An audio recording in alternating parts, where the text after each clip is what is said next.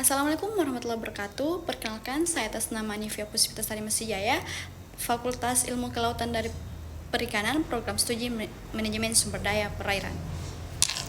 Setelah menonton beberapa video di YouTube tentang sejarah dan kedudukan bahasa Indonesia, di sini saya akan menjelaskan apa sih itu sejarah Indonesia dan kedudukannya.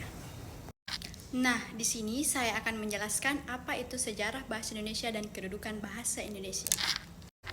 Indonesia memiliki banyak sekali bahasa daerah dari Sabang sampai Merauke.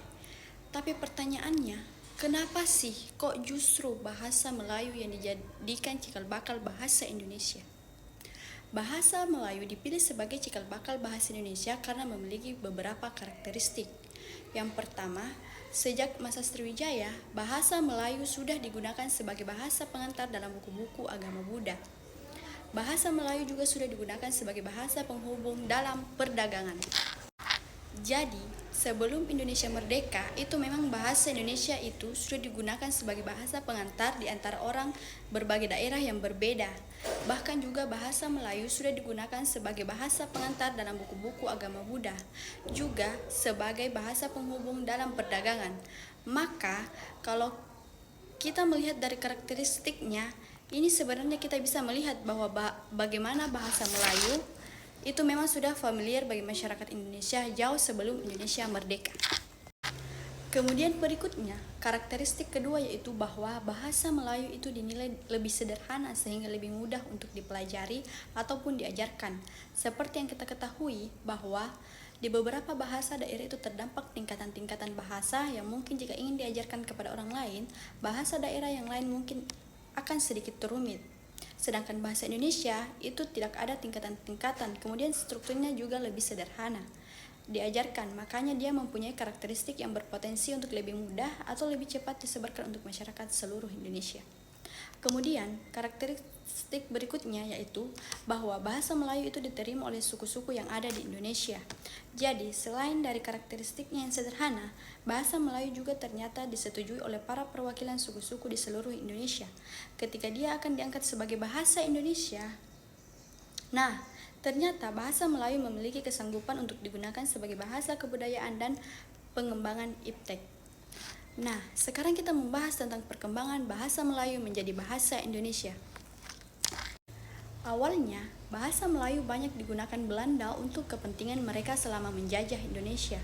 Namun, pada akhirnya bangsa Indonesia menjadikan bahasa Melayu sebagai bahasa persatuan untuk melawan penjajahan. Pada akhirnya, bahasa Melayu ini justru digunakan sebagai bahasa pergerakan nasional. Puncaknya yaitu peristiwa Sumpah Pemuda. Jadi pada tanggal 28 Oktober 1928, ya di mana itu bahasa Indonesia diresmikan sebagai bahasa persatuan. Peresmian bahasa Indonesia sebagai bahasa persatuan.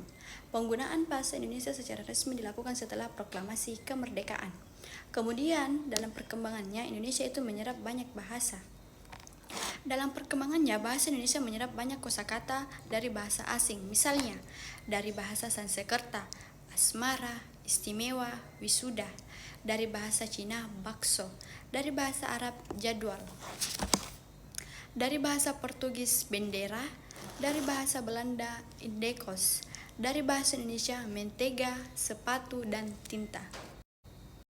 Sekarang kita membahas kedudukannya. Ada dua kedudukan bahasa Indonesia berdasarkan sejarah perkembangan. Kedudukan yang pertama, bahasa Indonesia sebagai bahasa nasional yang termaktub dalam Sumpah Pemuda 1928. Kedudukan yang kedua, bahasa Indonesia sebagai bahasa resmi kenegaraan yang termaktub dalam Undang-Undang Dasar 1945. Berdasarkan kedudukan yang dua ini, mereka masing-masing kedudukan ini memiliki fungsi yang berbeda. Kedudukan yang pertama, kedudukan bahasa Indonesia sebagai bahasa nasional memiliki 4 fungsi, yaitu yang pertama sebagai lambang kebanggaan kebangsaan. Di situ ada kata bangga. Jadi bahasa Indonesia kita merasa bangga sebagai bangsa Indonesia.